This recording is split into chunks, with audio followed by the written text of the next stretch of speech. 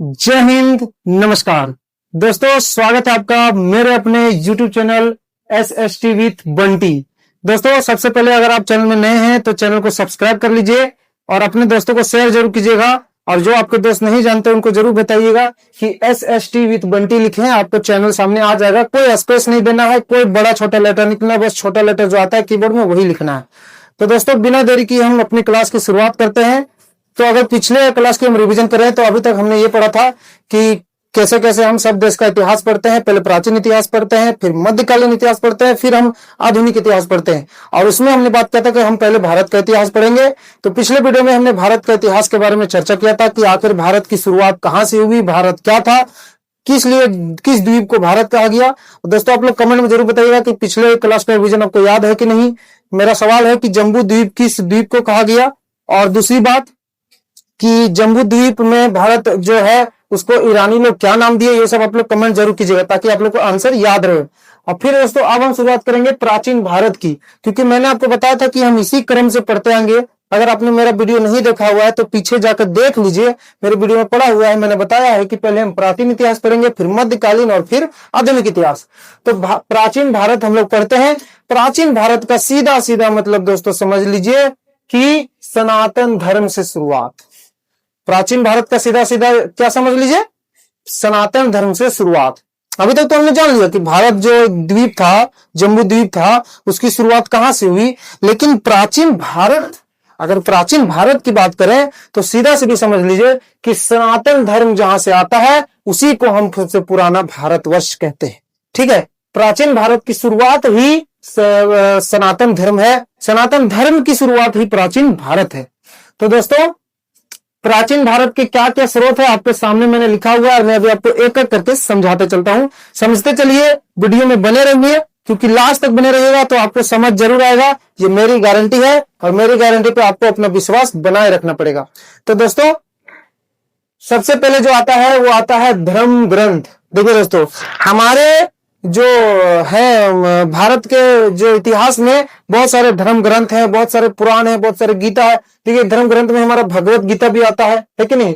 भगवत गीता जब हम लोग पढ़ते हैं तब हमें पता चलता है कि सनातन धर्म क्या था, कैसे सनातन धर्म में कौन कौन थे। भगवान कृष्ण, अर्जुन, कर्ण, ये सब हम लोग नहीं देखते हैं। कर्म क्या है, कर्म का फल कैसे मिलता है, कर्म का फल होता क्या है, क्यों मनुष्य को क्या करना चाहिए, क्या नहीं करना चाहिए, ये सब धर्म ग्रंथों में हमारे लिखा हुआ है कि नहीं, है ना। तो वही तो है प्राचीन भारत का इतिहास। दूसरा चीज, ऐतिहासिक ग्रंथ। इतने सारे ऐतिहासिक ग्रंथ हुए हमारे, जब आप निकाल के देखोगे ना हमारे ग्रंथ, वेद है, पुराण है, विष्णु पुराण, मत्स्य पुराण, ना जाने कितने सारे पुराण पड़े हुए हमारे, जिसको आप निकाल के अगर पढ़ना चालू करें तो सबसे पहली बात, आप तो पढ़ ही नहीं पाएंगे, क्योंकि उनको समझने के लिए विशिष्ट भाषा को जानने की जरूरत होती है। और ऐतिहासिक ग्रंथ भी हमारे प्राचीन भारत के स्रोत में आते हैं। उसके बाद है तो विदेशी राय। देखिए, जब विदेश से लोग भारत में आए ना, जैसे 1498 में आया वास्को डी गामा। देखिए, सब लोग कहते हैं, कई लोगों का ऐसा मानना होता है दोस्तों, कई लोगों का ऐसा मानना है कि जो विदेशी जो लोग हैं जो भारत को उसने खोज किया, जैसे कि कोई कहता है कि वास्को डी गामा, कोई कहता है कि वास्को डी गामा भारत का खोज किया है 1498 में। अभी 6 to 12 जितने बच्चे हैं, लगभग सभी बच्चों में यह कंफ्यूजन होगा कि वास्को डी गामा ही था जो भारत का खोज किया है 1498 में। नहीं, ये गलत पढ़ रहे हैं आप। जबकि रियलिटी ये है कि 1498 में वास्को डी गामा भारत आने वाली खोज की रास्ता किया था, समुद्र के रास्ते। क्योंकि उससे पहले, वास्को डी गामा के आने से पहले ही भारत में मसालों का व्यापार होता था। विदेश से लोग आते थे, लेके जाते थे। ईरान के लोग उधर जो बालुई रास्ते से जाते थे, अरब के कंट्री जितने थे ना, वो सब आते थे और भारत से मसाले लेकर जाते थे। लेकिन वास्को डी गामा समुद्र के रास्ते पहली बार भारत आया और उसने समुद्र के रास्ते भारत आने वाले उस रास्ते की खोज की थी, ना कि भारत की। आज के बाद ये हमेशा याद रखिएगा, सभी बच्चे 6 to 12 जितने बच्चे हमेशा याद रखिएगा कि वास्को डी गामा ने भारत की खोज नहीं की है। वास्को डी गामा ने उस रास्ते की खोज की है जो समुद्र के रास्ते भारत को आता है। वो कालीघाट का तट जो समुद्र के रास्ते कालीकट में उतरा था, जहां पे उसने उतर के मसालों का व्यापार करना चालू किया। बाकी उससे पहले अरब कंट्री वाले भारत से मसालों का व्यापार करते थे, ऐसा नहीं है कि वास्को डी गामा ने ही भारत को खोजा, भारत तो बहुत पहले से है, भारत तो सनातन है और सनातन तो अनंत है। भारत देश सनातन है और सनातन अनंत है, इसका खोज नहीं कर पाया है कोई, ये तो शुरू से ही था। हाँ, वास्को डी गामा आया और रास्ता का खोज किया, आज के बाद कभी भूलिएगा नहीं। उसके बाद यही विदेशी राय पहनने का मतलब यही था, जब बाहर से लोग आए, भारत को देखा, भारत को समझा, भारत को जाना। जब पहली बार, दोस्तों जानते हैं, जब पहली बार वास्को डी गामा भारत आया था ना, तो वास्को डी गामा भारत की वो सुंदरता, वो प्रकृति, भारत जब दोस्तों जब भारत वो आया तो वो परेशान हो गया Vasco D gamma. Bharat Vasco D gamma आते ही परेशान हो गया देख के कि ये क्या है, ये प्रकृति, ये सुंदरता, ये मसाले, ये महक, ये मिट्टी की खुशबू, ये पानी, ये धाराएं। वो तो परेशान हो गया देख करके कि कहां हमारे यूरोप में ये सब है यार।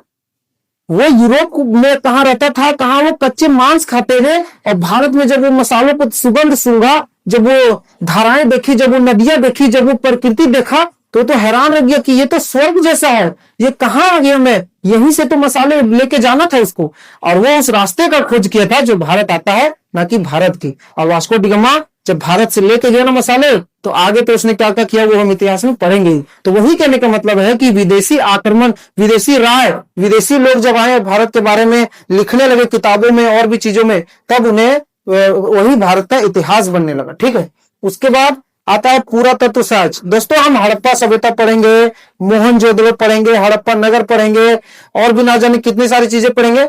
जो पुरातत्व मतलब होता है पुरानी चीजों का साक्ष्य। जैसे हमें खंडर मिले, हमें बहुत सारे ईंटों से बने मकान मिले, नालियां मिली, सुव्यवस्थित व्यवस्था। जब हड़प्पा सभ्यता पढ़ेंगे ना, तब उसमें देखिएगा आपको सब इसी तरह से मिलेगा। सिंधु सभ्यता जैसे हम कहते हैं, सिंधु घाटी के पीछे बसी एक सभ्यता हड़प्पा सभ्यता, और हड़प्पा सभ्यता में आपको ऐसा मिलेगा देखने को कि एक सभ्यता थी जो बहुत पहले बसी हुई थी, और उसी का जो सबूत था, उसी का जो साक्ष्य था, वही तो हमें बताता है पुराने भारत का इतिहास। वही हमें भारत के इतिहास की ओर लेके जाएगा। अच्छा, भारत के इतिहास में और 4 ऐसे मुख्य चीजें हैं जिससे आपको भारत का इतिहास का पता चल जाएगा। ये 4 चीज, ऋग्वेद, यजुर्वेद, सामवेद और अथर्ववेद, ये 4 चीज भारत का जो है ना अमृत है, अमृतवान।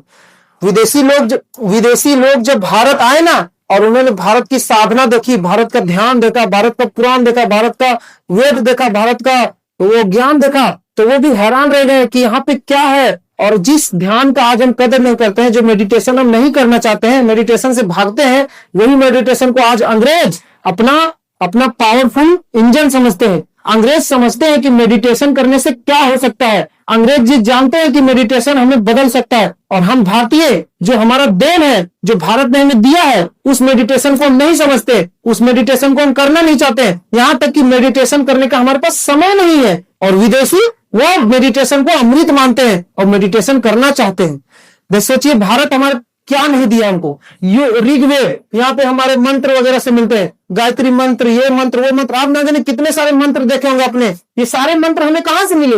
ऋग्वेद से। प्राचीन भारत में सब लिखा हुआ है। साइंस तो बाद में आया, सनातन पहले आया। दोस्तों एक चीज हमेशा याद रखिएगा, साइंस तो धीरे धीरे लोगों को समझ आने लगा कि साइंस ऐसे काम करता है ऐसे, लेकिन साइंस जिससे सीखता है ना, वो सनातन धर्म है। सनातन ही साइंस है, ये जान लीजिए आज आप लोग। साइंस जो बताएगा ना, उससे पहले सनातन सब कुछ बता चुका है। साइंस क्या बताया, साइंस क्या नहीं जानता है साइंस, लेकिन साइंस कहां से सीखा? साइंस सनातन से सीखा। सनातन ही साइंस को बनाया है, सनातन ही बताता है कि साइंस कैसे काम करेगा। याद रखिएगा, सनातन ही सत्य है और सनातन ही साइंस है। ये लाइन हमेशा याद रखिएगा दोस्तों। तो ऋग्वेद से हमें मंत्र वगैरह मिल गए, गायत्री मंत्र, पूजा में जितने मंत्र सारे पढ़े जाते हैं, ये सब कहां से मिला था? प्राचीन भारत के ऋग्वेद से। और यही सब तो बताता है कि प्राचीन भारत क्या है। ये सब मंत्र कहां से आए? प्राचीन भारत से, प्राचीन भारत के ऋग्वेद से। उसके बाद दोस्तों यजुर्वेद, देखिए कितना आसान है समझना। आप ही लोग बताइए, मैं जो समझाता हूं कि आप लोगों को समझ नहीं आता है? मैं इतनी जो एनर्जी लगा रहा हूं, क्यों लगा रहा हूं? आपको आसान करने के लिए, नहीं वो जानने के लिए कि ऋग्वेद क्या है, बाप रे बाप आज के बाद ऋग्वेद याद कैसे रहेगा। अरे नहीं यार, ऋग्वेद का सीधा सीधा मंत्र, जितना सारा मंत्र, गायत्री मंत्र, ये सब आया था, वही तो है ऋग्वेद। उसके बाद दोस्तों यजुर्वेद, यजुर्वेद में संकल्प और विधियां, कैसे लोग जब भी हम पूजा में बैठते हैं दोस्तों, तो हम संकल्प लेते हैं कि आज से ये होगा, ये होगा। आपने अगर वो क्या बोलते हैं, ब्रह्मचर्य का संकल्प लेते हुए किसी को देखा होगा ना, तो उसमें ये बोलता है, और जो जितने भी विधि विधान है पूजा करने समय, ये सब यजुर्वेद से मिले हैं। प्राचीन भारत ने हमें क्या नहीं दिया है, यजुर्वेद से हमें मिले हैं संकल्प, विधि, पूजा विधान, विधि विधान जो आज हमारे शादियों में रीति रिवाज, ये सब कहां से आए हैं, उसी यजुर्वेद से। उसके बाद दोस्तों आता है सामवेद। सामवेद हमें यज्ञ कराना सिखाता है। जितने भी जगहों पर आज जब भी हमारे गांव में या हमारे शहर में पूजा पाठ होता है, कोई बड़ा पूजा होता है, सरस्वती पूजा होता है या फिर गणपति पूजा होता है, जितने भी पूजाएं होती है कि नहीं, अगर आप लोग भी तरफ गणपति पूजा होता है तो कमेंट जरूर कीजिएगा। दोस्तों मैं यही कह रहा था कि जहां भी गणपति पूजा होता है, सरस्वती पूजा होता है, उन सब में यज्ञ होता है ना, वो यज्ञ कहां से आया? यज्ञ हमें प्राचीन भारत यज्ञ दिया। प्राचीन भारत के इतिहासों से ही हम यज्ञ को लाए हैं। वहीं से तो पता चला कि यज्ञ होता क्या, यज्ञ कैसे करते हैं। विदेश में ऐसा नहीं करते हैं। कोई विदेश में आपने देखा कि ये यज्ञ हो रहा था, ये वगैरह था, ये सब कहां से आया? सब भारत से आया, क्योंकि भारत प्राचीन भारत का देन है यज्ञ। और यज्ञ कहां से? सामवेद से। यज्ञ में संविधा डालना, ये सब कहां से आया? सब सामवेद से आया। उसके बाद दोस्तों आता है अथर्ववेद। अथर्ववेद क्या सिखाता है? अथर्ववेद सिखाता है कि अंधविश्वास, ढोंग कैसे फैलाए जाते हैं। दोस्तों जितने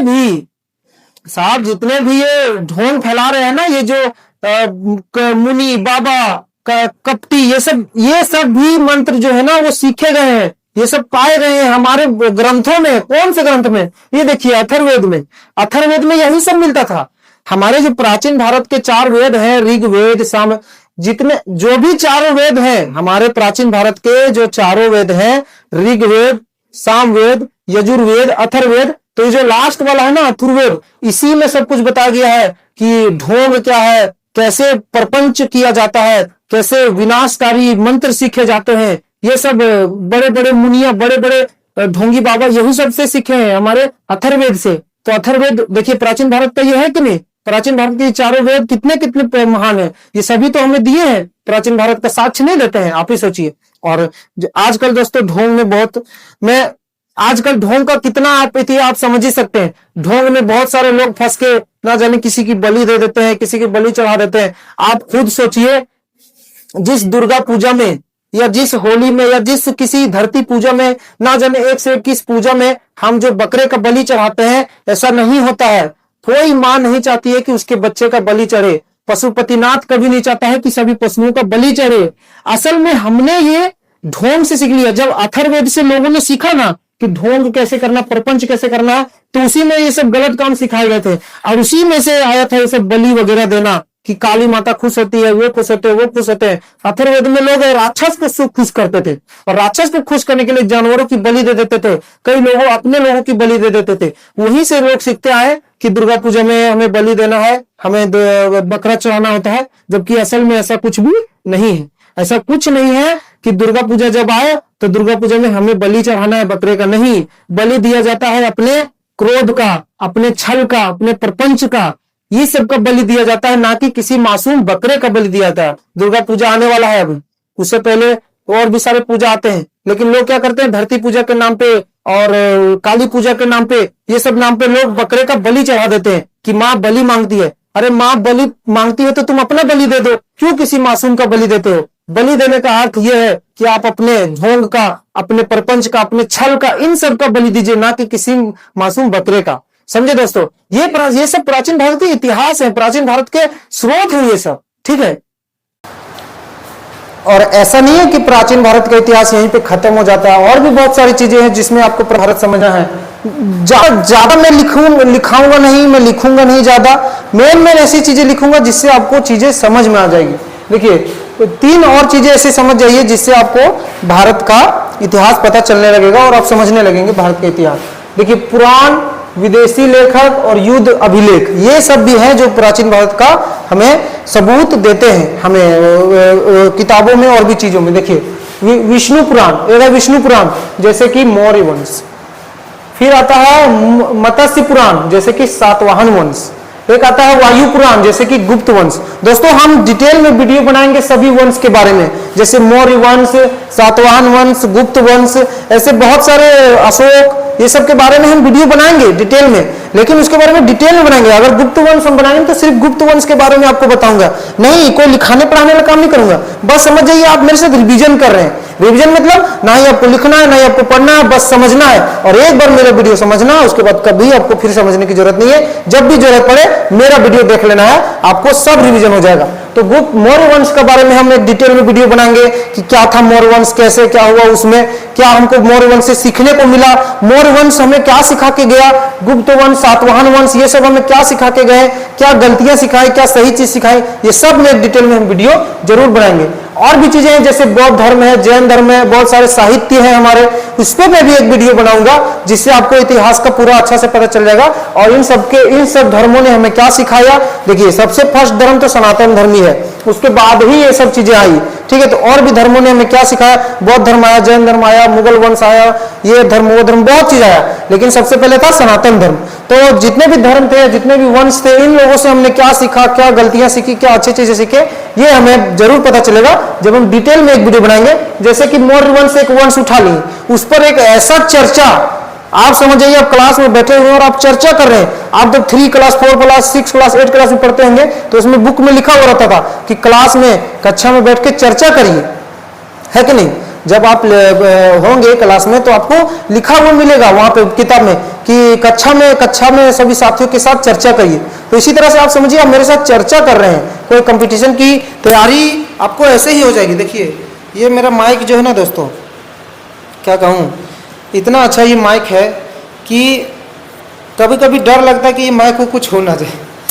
चलिए हंसने से बात करते हैं, देखते रहता हूँ निकाल के कि यार चल रहा है कि नहीं। क्या करिएगा, हम छोटे क्रिएटर्स का ना, हम जितने भी छोटे क्रिएटर्स हैं हमें ये हमेशा डर लगा रहता है कि माइक सही से चल रहा है कि नहीं, कैमरा सही से है कि नहीं, मैं सही से बोल पा रहा हूँ कि नहीं। ये सब चीज़ें आते रहती है हमारे जीवन में, क्योंकि हम छोटे क्रिएटर्स, अभी हम बड़े क्रिएटर्स नहीं हैं, हम छोटे क्रिएटर्स ये सोचते ही रहते हैं कि क्या गलतियाँ हो गई, ठीक है। तो ये मैं चेक करते रहता हूँ निकाल के कि कुछ हुआ है कि नहीं। तो फिलहाल तो ये चल रहा है सही से। चलिए आगे बढ़ते हैं। आगे आता है दोस्तों विदेशी लेखक। देखिए जो यूनान के लोग आए वो भारत के बारे में क्या लिखते हैं, रोमन से लोग आए वो भारत के बारे में क्या लिखते हैं, चीन के लोग आए भारत के बारे में क्या लिखते हैं, अरब से लोग आए, इधर से भी आए हैं, उधर से भी आए हैं। ये भारत जो है ना, उत्तर पूर्व पश्चिम दक्षिण सब तरफ से आए हैं। दक्षिण से तो कम ही आए होंगे क्योंकि दक्षिण में तो समुद्र ही समुद्र है, कौन ही उधर से आया होगा। हाँ, पश्चिम से और पूरब, पश्चिम से आए होंगे, पूरब से आए होंगे, उत्तर से आए होंगे, बहुत सारे। और सबने भारत के बारे में क्या कहा ये हम भारत के इतिहास में जानेंगे, एक एक करके सबके बारे में जानेंगे, चिंता मत करिए। उसके बाद युद्ध है, बहुत सारे अभिलेख, जैसे कलिंग का युद्ध, देवपाड़ा अभिलेख, नासिक अभिलेख, बंगाल का शासक कैसे चला, विजय सेना क्या था, ये सब जब हम जानेंगे ना दोस्तों, सब चीजों के बारे में डिटेल वीडियो आपको मिले। डिटेल मतलब ये नहीं कि बात चलो गुप्त वंश के बारे में लिखना चालू करो, वो गलती करना ही नहीं। गुप्त वंश के बारे में लिखना चालू करो, ये गलती करना ही नहीं, क्योंकि आजकल हजारों नोट्स, हजारों पीडीएफ, हजारों एप्स मिलेंगे जिसमें सब कुछ तुम्हें लिख के दे देगा। गूगल में बोलोगे गुप्त वंश का नोट्स बना के दो, बना के दे देगा। चैट जीपीटी में जाके बोलोगे चाल वंश का दो, दे देगा, सब दे देगा। क्यों हम ये सब लिखे, ये सब मेहनत नहीं करना, हमें एक तेज दिमाग बनाना है। आज आप अगर डर रहे हैं, या दोस्तों एक चीज याद रखिएगा, डरिए मत किसी चीज से, सब चीज एक दिन ठीक होगा और जरूर होगा, ठीक है। तो हम भारत के इतिहास में ये सब जानेंगे, विष्णु पुराण के बारे में, मत्स्य पुराण, वायु पुराण, है ना, और मौर्य वंश, सातवाहन वंश, गुप्त वंश, जैन धर्म, बौद्ध धर्म, और साहित्य बहुत सारे, सभी लेखक, और जितने सारे युद्ध हुए, कलिंग युद्ध, और बहुत सारे लेखक थे, साहित्य थे, नासिक का, देवपाड़ा का, इस अभिलेख, ये सब अभिलेख के बारे में जब हम पढ़ेंगे तो हमें भारत का इतिहास डिटेल में पता चलेगा और भारत के इतिहास के बारे में हम जरूर जानेंगे। और भारत का इतिहास इतने प्यार से समझिए कि भारत का इतिहास, अगर सवाल आ जाए कि लिखिए भारत का इतिहास क्या है 200 शब्दों में, तो सोचने की जरूरत ना पड़े कि भारत का इतिहास क्या है। शुरू में जम्बूद्वीप से पहुंच जाना है और जम्बूद्वीप से लेकर पूरा अभिलेख तक लिख दीजिए ताकि कोई टेंशन आपको नहीं रहे, सभी वंश के बारे में लिखते चले जाइएगा। तो दोस्तों आपको भी अगला वीडियो में मैं मिलता हूं जहां पे इतिहास के बारे में आगे बढ़ेंगे। दोस्तों चैनल को सब्सक्राइब जरूर कीजिएगा और मुझे सपोर्ट करने के लिए कमेंट जरूर कीजिएगा, लाइक कीजिएगा और अपने दोस्तों में शेयर कीजिएगा। धन्यवाद दोस्तों पूरा वीडियो देखने के लिए, थैंक यू सो मच, जय हिंद। गला सूखता है यार।